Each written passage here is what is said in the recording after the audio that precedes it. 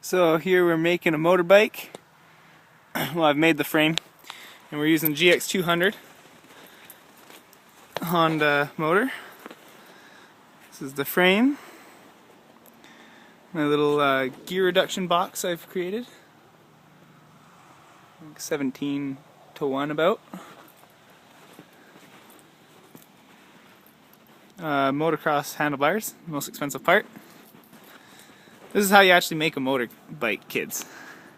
I like that. You want it nice and fatty. Yeah, no suspension. I know you guys are gonna say that. I'm fine with that. Big tires add enough shock as it is. Let it tune in here. Nice little brake caliper. Princess Auto. It's the world of my dreams. And that's the monster bike. I don't really have a name for it yet. Post what you think it should be called. Peace.